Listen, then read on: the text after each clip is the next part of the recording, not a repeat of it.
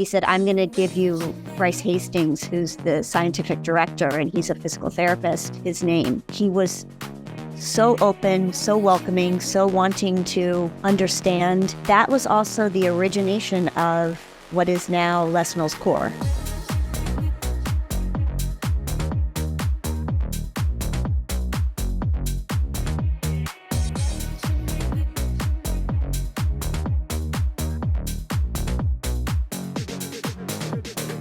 Bryce, Jackie, and Dan and Susan had been speaking about this new format, wondering the best way to kind of test the format scientifically. And that's when we derived the study that led to at the time it was CX30, then it was CX Works, and now Les Mills Core. How cool is that? The very first study was just looking at muscle activity between isolated, like a crunch, and integrated, something like a forearm plank or a plank, what we call hover, recognizing that those integrated movements have greater activity overall, even in the primary core muscles. That fork in the road of something where you contributed towards a brand new program, you contributed towards a major change in our programming as well that helped bring that conversation of forward stepping lunges, because that has been a topic for different quarterly releases so many times, even very recently. But then you find yourself working not only with just a couple, but most of the on-air talent with Les Mills, working with folks who are creating programs, the creative team, the science team. What was the integration of starting to work with these people you'd seen only on a screen? Yes, absolutely starstruck. And that never ended and still doesn't end. Like I met Des for the first time this past summer in LA. Same thing, like hands sweating. I could feel flushed. I was like, okay,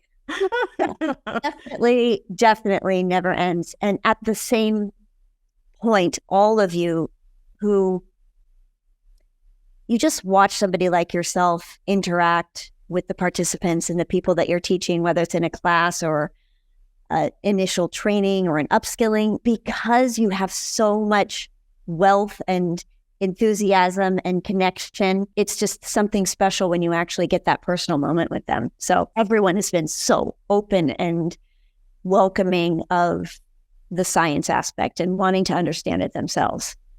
That's like one of the principal reasons why I think so many of us stay with this type of programming, because there's love, there's the culture behind all of this, and that hominess that comes with Les Mills. But it is truly being able to stand so confident in what we're doing all around the world and be able to speak to it in ways that make sense to people. But also, it's not just like, I'm not talking out of the toilet. Like, I truly have things I can direct them to, whether it's a study or like an article or something from Fit Insider, to like show them that, this is stuff that we didn't just make up. Like, this is tried and tested.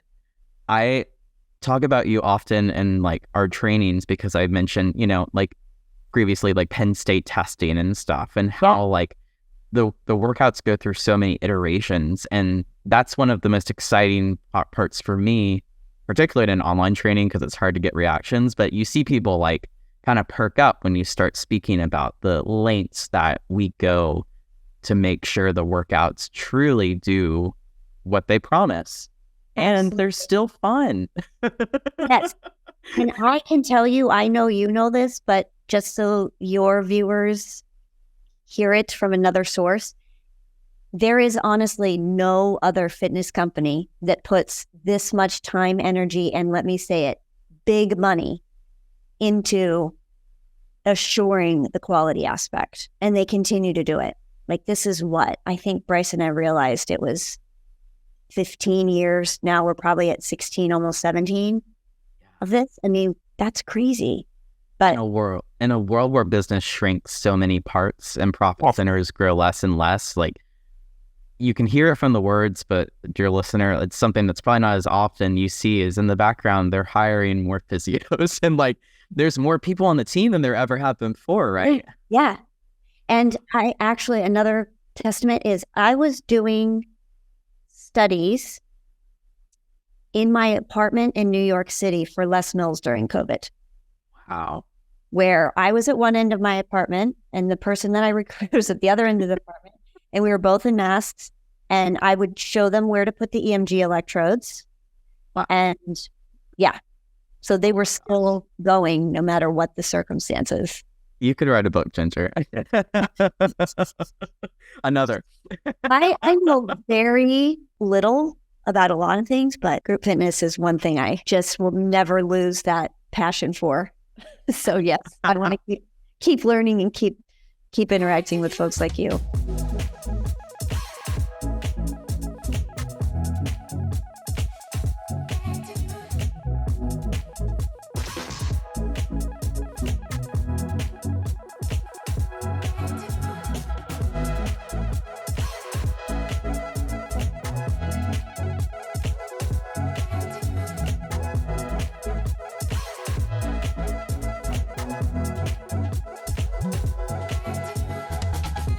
One thing that I know about you is that grit, core, body pump are so close to your heart. I'm just curious, are there other programs that strike your heartstrings a similar way? And two parts here, are there programs that we just will never catch you doing?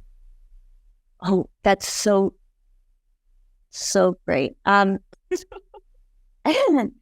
will be honest, I do really have an appreciation for all of them.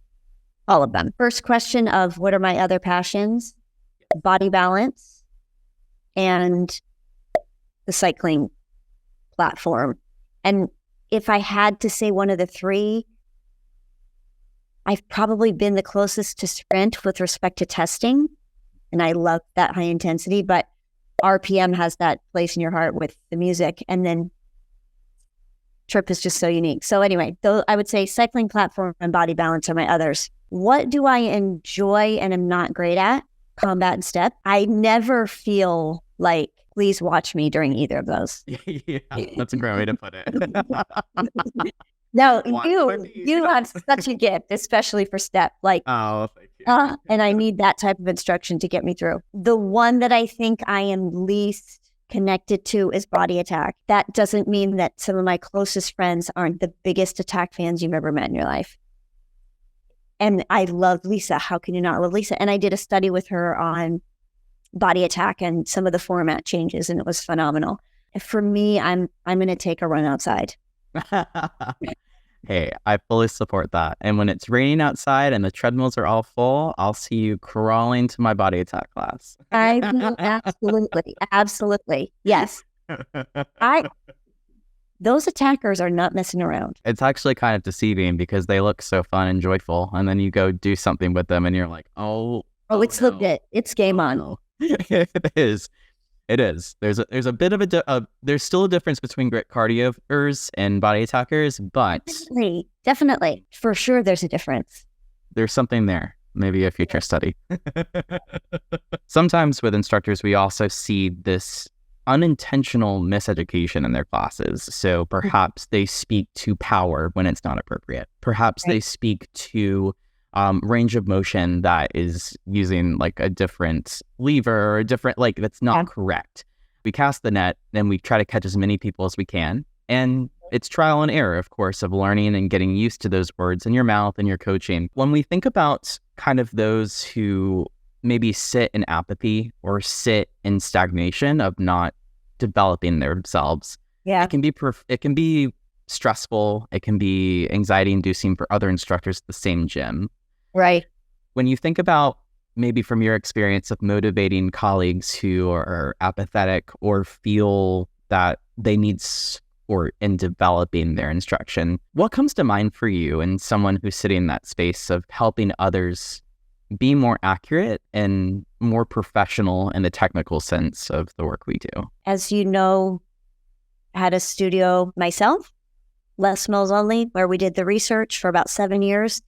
And that's a tricky balance because you actually want your group fitness instructor team to be incredibly diverse and to have those different strengths and different energy levels and be able to cater to different members of your facility. This tactic I would use would be to bring us together to do some sort of upskilling event and have even the more apathetic instructor lead a section on something that they feel passionate about. Because even some of the apathetic instructors, I feel like there's still a reason why they're doing it or what brought them there. Even if it's just like they need a couple extra dollars, that's not going to be the only thing that keeps you going. Because it, as you know, is a lot of work and energy to teach a 55-minute class, a 30-minute class. So I think it is finding the positive and the strength in that person and then creating an environment where they feel some responsibility in sharing and then are more open to learning on the other side. Just having open and honest conversations about them as a person and where they are, providing some constructive feedback about how it's coming off, I think. Always honesty. Framed in a way that's constructive. It's such a fine line. Yes. There is no meanness and no judging. It is simply just, where are you? What's going on? And let's work together on it. On the flip side of that, in like highly motivated instructors, one question that comes to mind is, within your research, have you seen any of your participants move on to become instructors themselves?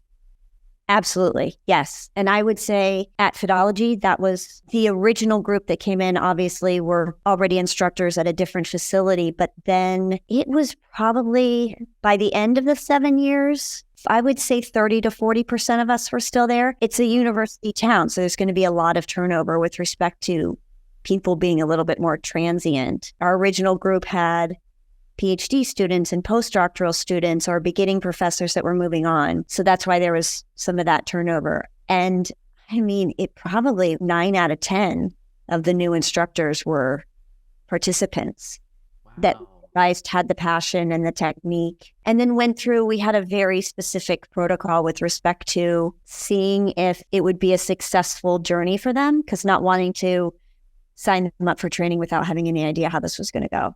Oh, yeah. Yeah. To have a better idea of what it actually means to step into it versus like, it is a big jump. Coming from participant to instructor, you have so much fun. You get to enjoy it when you come there, but then you go to train, you're like, oh, they work many, many hours outside of this to make this happen. The most seamless, easy looking stuff of just talking to people. It's like over a decade into this, and I'm like, yeah, how do I do that again? Right. Think about that one. I still remember learning my first release, the amount of time that took. I was like, how do these people do this?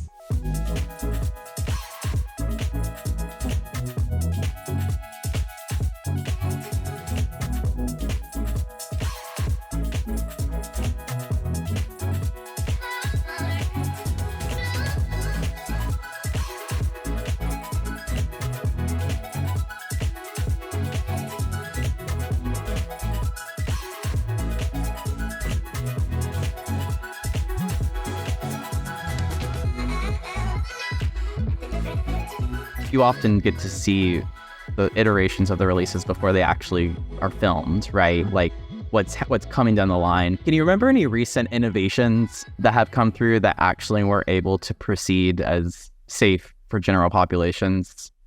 Oh gosh, that's a great question. For sure, in Grit, we get some movements that could have been seen on TikTok that won't be seen on a Les Mills video. Very few body pump.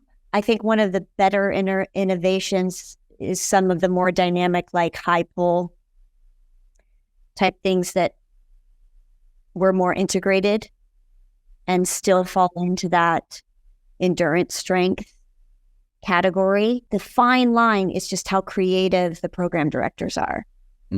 They always want to push that a little bit, and it's super sad for me to say to Bryce, I wouldn't recommend it, because then I know he's going to have the discussion with. And not that mine is the last line. It would have to be that Bryce didn't necessarily think it was a great idea with respect to safety. And then he'll kind of ask different people on the on the scientific research team what they think. Nice. You don't want to like stifle the creativity. Yes. Of course. That's a great way to put it. And I also think about, appreciating those innovations. And I can surmise from past releases too. I see things where it could go further than it does, but you see the limitation built into the coaching focus. A specific example isn't coming to mind at the moment, but like some kind of innovation with lunges, for example, or like some kind of like isometric contract, like you like don't go past this limit, or like ensure your hips stay stacked, like in body step, for example. Lots of innovations laying down now. Yes. Do you remember like jumping on a step was in a couple releases? Lifting, like landing on a step. Sometimes something will make it through because and then you get feedback from other instructors, other trainers, or attend enough classes where you see people do it and you're like, wasn't our best idea. When we think about your exciting new role with New Balance, we think about your continued work in the lesbian sphere and just group fitness in general. What are things we should start getting excited about in 2024 and beyond of what's to come in group fitness? I think what you can be excited about is continued innovations in this space. I'm going to give you just a small little thing that there may be some equipment updates that you yourself will be particularly interested in. Mm-hmm. So that's just a small little plug. I'm not going to say anything else. I think another big focus is going to be in the space of varying intensities. So understanding and appreciating the need for base training. So doing some lower intensity for longer durations will be a focus, as well as expanding the populations that Les Mills is targeting. Those will be exciting things for you. Very, very exciting. Very excited for limited edition as well. It's a really big game changer for everything. Totally. For you personally, what's else is on the horizon in the story of Jinger? I hope what is on the horizon is continuing to provide actionable tips. For me, that's the most important. If I can give somebody just a little nugget of a small change that they can make that creates a big change in their satisfaction with life, whether that be fitness, nutrition, stress, sleep, whatever it may be. But that's constantly what I'm thinking about, is how to help people make educated choices. That makes me excited. And I'm excited for you and got so happy for our friendship and so happy. Me too. I'm so grateful for you. This has been such a lovely and totally heartfelt time. I appreciate it. Well, thanks. It's a great way to end the week. And I just want to kind of conclude our time with, if someone's watching who doesn't see themselves represented in fitness or see like the studies, the research reflecting who they are, what they do, where should they start to make more of an impact? I would say continue to do what you do and invite your friends. Don't hesitate to continue to have those honest and real conversations with others and not be afraid to be there yourself.